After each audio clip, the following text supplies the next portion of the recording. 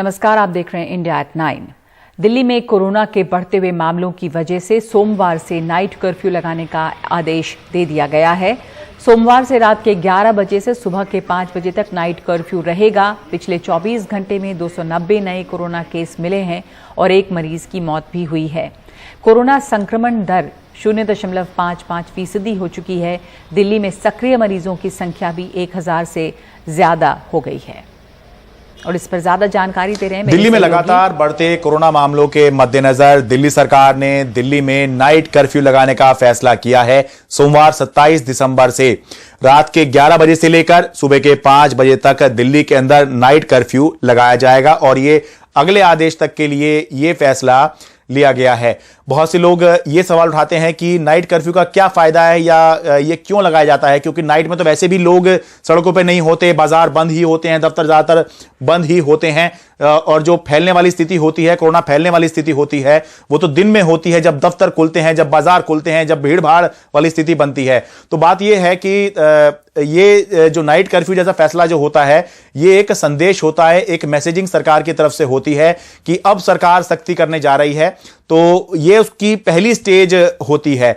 इसके बाद ये होता है कि अगर जो नाइट कर्फ्यू लगाने के से स्थिति नहीं संभल रही है तो उसके बाद फिर वीकेंड कर्फ्यू लगाया जाता है, यानी सैटरडे संडे जो है लॉकडाउन होता है। और अगर फिर भी हालात नहीं संभलते तो फुल लॉकडाउन जो है या फुल कर्फ्यू लगा दिया जाता है, जैसे कि हमने अप्रैल मई के महीने में दिल्ली के अंदर देखा ही था। तो इसलिए ये पहली स्टेज है। जो पिछले 24 घंटे के अंदर दिल्ली के अंदर 290 नए कोरोना के मामले सामने आए हैं, जो कि 10 जून के बाद सबसे ज्यादा हैं। और जो पॉजिटिविटी रेट है, यानी कि जितने टेस्ट किए उनमें से कितने लोग संक्रमित निकले, ये जो संक्रमण दर है ये 0.5% की एक अहम एक लेवल के पार चले गए हैं। और 4 जून के बाद ये सबसे ज्यादा पॉजिटिविटी रेट दिल्ली में रिकॉर्ड हुआ है। तो इसीलिए दिल्ली सरकार ने अब जो है सख्ती करने का फैसला कर लिया है। पहली स्टेज सख्ती की होती है नाइट कर्फ्यू। नाइट कर्फ्यू लगाने का अब फैसला ले लिया गया है। मुंबई में कोरोना के मामले तेजी से बढ़ रहे हैं। मुंबई में पिछले 24 घंटे में 922 नए केस मिले हैं और 2 मरीजों की मौत भी हुई है।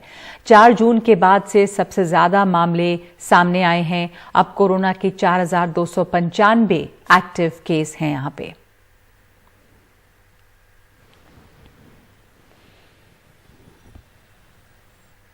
तो देश भर में कोरोना के केसेस बढ़ रहे हैं और उसकी वजह से कई राज्यों में अब सख्ती बढ़ा दी गई है। हालांकि दिल्ली और मुंबई जैसे बड़े शहरों में बाजारों में भीड़भाड़ जारी है। कई जगहों पर नियम जो बनाते हैं वही नियमों का उल्लंघन भी कर रहे हैं।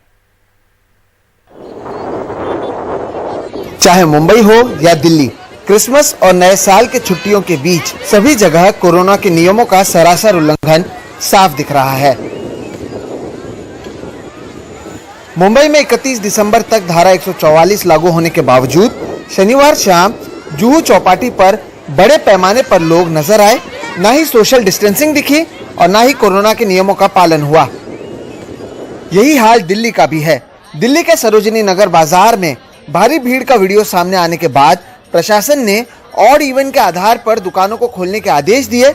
इन महानगरों में ये भीड़ तब दिखाई दे रही है जब कोरोना के मामले लगातार बढ़ रहे हैं। रविवार के दिन दिल्ली में कोरोना संक्रमित 290 नए मामले सामने आए, जो 10 जून के बाद एक दिन में सबसे ज्यादा कोरोना केस हैं। तो वहीं मुंबई में रविवार के दिन 922 कोरोना संक्रमित मामले सामने आए, जो 4 जून के बाद एक दिन में सबसे ज्यादा मामले हैं। उत्तर प्रदेश में होने वाले विधानसभा चुनावों से पहले प्रधानमंत्री नरेंद्र मोदी से लेकर गृह मंत्री अमित शाह और मुख्यमंत्री योगी आदित्यनाथ चुनावी रैलियां करते नजर आ रहे हैं। उधर विपक्षी दलों की भी रैलियां जमकर हो रही हैं। इस सबसे कोरोना के फिर से तेजी से पैर पसारने की आशंका बढ़ गई है। इसे देखते हुए उत्तर प्रदेश में 25 दिसंबर से नाइट कर्फ्यू का ऐलान किया गया, लेकिन नियम बनाने वाली सरकार के मुख्यमंत्री ही दिन में भीड़ इकट्ठा कर रैली कर रहे हैं। खुद पीएम मोदी के रैलियों में कोरोना के दिशा निर्देशों का साफ उल्लंघन दिखा। इस सबके बीच शनिवार रात देश को संबोधित करते हुए प्रधानमंत्री लोगों से नियमों का पालन करने की बात करते नजर आए। आज दुनिया के कई देशों में कोरोना के नए वेरिएंट ओमिक्रॉन की वजह से संक्रमण बढ़ रहा है। भारत में भी कई लोगों के ओमिक्रॉन से संक्रमित होने का पता चला है।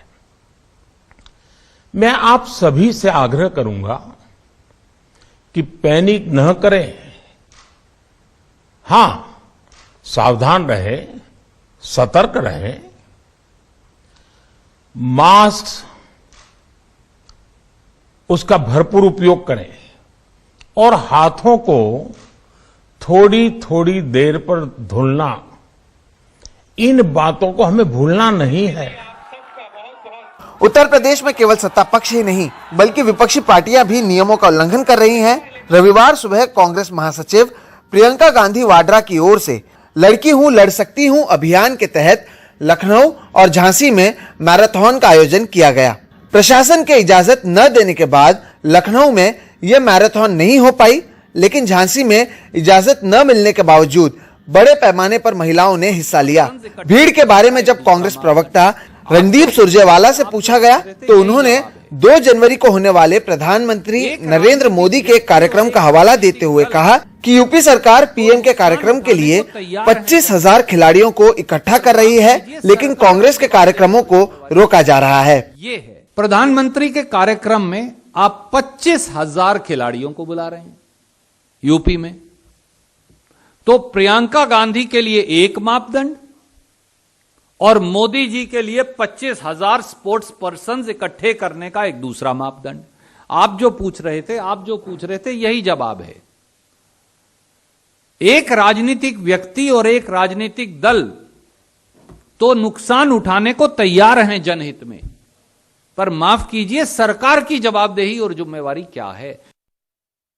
कोरोना की दूसरी लहर में अस्पतालों की हालत और बड़े पैमाने पर लोगों की हुई मौत के बाद ये सोचा जा रहा था कि भविष्य में लोग इससे सबक लेंगे और नियमों का पालन ठीक से करेंगे, लेकिन लगता है कि कुछ महीनों में ही सभी वो सबक भूल गए हैं और अब तो ओमिक्रॉन वेरिएंट ने भी पैर फैला लिए हैं। मुंबई से सोहित मिश्रा, एनडीटीवी इंडिया। हरिद्वार धर्म संसद में नफरती भाषण के मामले में अब सुप्रीम कोर्ट के 76 वकीलों ने चीफ जस्टिस ऑफ इंडिया को चिट्ठी लिखी है। सुप्रीम कोर्ट के 76 वकीलों ने सीजीआई से नफरती भाषणों पर संज्ञान लेने को कहा है। 17 से 19 दिसंबर के बीच हरिद्वार में हुई साधु संतों की बैठक में देश के संवैधानिक मूल्यों और सांप्रदायिक सौहार्द के खिलाफ लगातार भाषण दिए गए। अल्पसंख्यकों के विरुद्ध हथियार उठाने तक की बात कही गई थी। इस मामले में पुलिस ने अब तक वसीम रिजवी उर्फ जितेंद्र नारायण त्यागी के खिलाफ ही केस दर्ज किया है।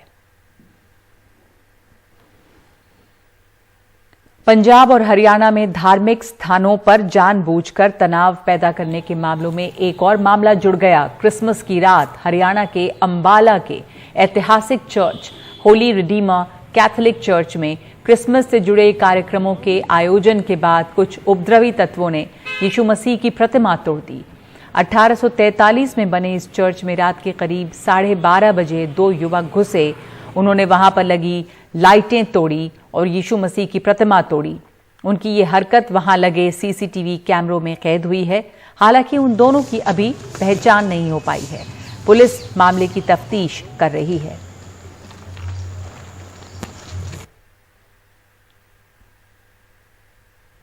और सुनते हैं इस पर क्या कहना है फादर रेंटो होली रिडीमर कैथोलिक चर्च के मामले पे पूजा डाबला का, जो कि एएसपी हैं अंबाला की। अंदर ही घूमते 2 लोग हैं और तोड़बाड़ करते हैं, लाइटें तोड़ते हैं और फिर करीब जा रहे थे करीब 1:40 के आसपास वो जो स्टैचू है सेक्रेड हार्ट का स्टैचू प्रभु यीशु का पवित्र हृदय का मूर्ति है जो मेन रोड पे है, ग्लास तोड़ के स्टैचू भी तोड़ के चले जाते हैं, भाग जाते हैं। हमने सीसीटीवी वगैरह यहाँ पे चेक करे हैं तो उसमें जो भी युवक नजर आ रहे हैं शायद शरारत के उसमें किसी ने या रिलीजियस सेंटिमेंट्स को हर्ट करते हुए जो भी करा है, तो इसकी पूरी जांच करी जाएगी। जो भी कंप्लेंट हमें चर्च अथॉरिटी की तरफ से मिलेगी संबंधित धारा में पर्चा दर्ज करा जाएगा, जांच करी जाएगी और जल्दी इनको आइडेंटिफाई करके राउंड अप करा जाएगा। उन लोगों को पकड़ने के लिए हमने प्रयास शुरू किए हैं। 3 टीमें, एक CIU 1 के नेतृत्व में, एक CIU 2 के नेतृत्व में और एक SHO अम्बाला कैंट के नेतृत्व में हमने गठित की है। CCTV फुटेज हमने हासिल कर ली है, उसमें 2 लड़के इस वारदात को अंजाम देते हुए नजर आ रहे हैं। हम उस CCTV की जो फुटेज है उसके आधार पर हमें उम्मीद है कि जल्दी ही हम ऐसे तत्वों को गिरफ्तार करें।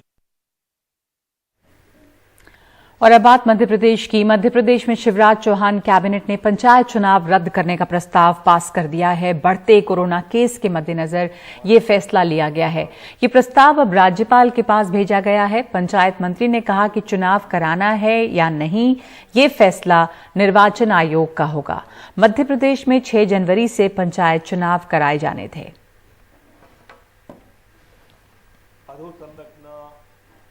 और नागालैंड से आफ्स्पा की वापसी के लिए गृहमंत्री अमित शाह ने एक कमेटी का गठन किया है। ये कमेटी 45 दिन में अपनी रिपोर्ट देगी।